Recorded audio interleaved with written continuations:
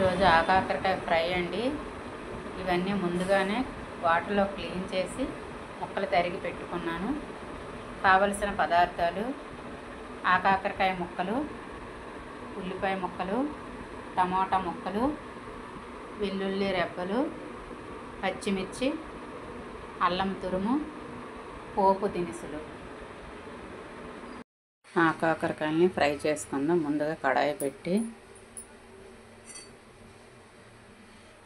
అందులో ముందుగా ఆయిల్ వేసుకుంటున్నామండి.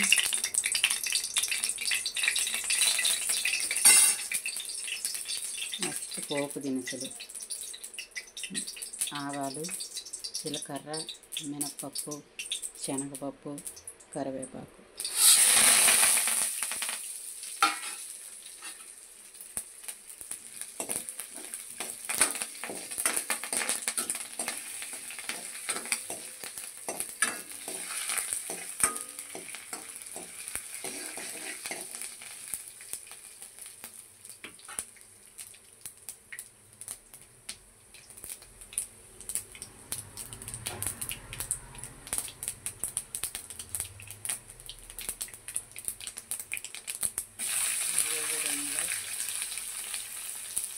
అల్లం తురుము,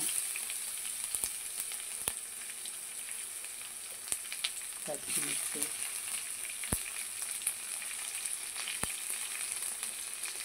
ఉల్లిపాయ ముక్క,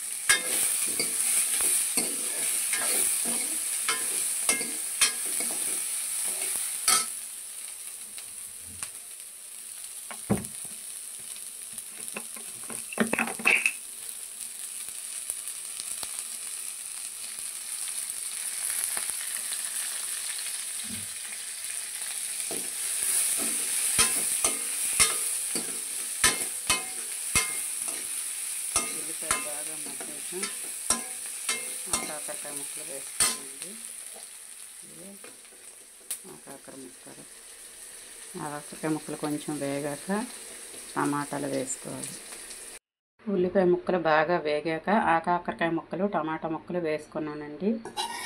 ఇది బాగా కలిపి గ్యాస్ సిమ్లో పెట్టుకొని మగ్గాక అప్పుడు పసుపు, ఉప్పు, కారం వేసుకోవాలండి, లేకపోతే అడుగు పట్టిపోద్ది.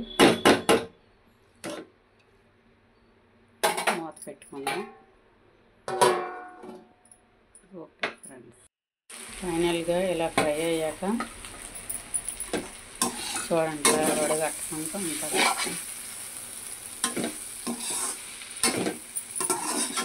ఫైనల్గా ఇలా ఫ్రై అయ్యాక పసుపు, కారం, సాల్ట్, మసాలా ఫైనల్గా వేసుకొని కలిపడమేనండి.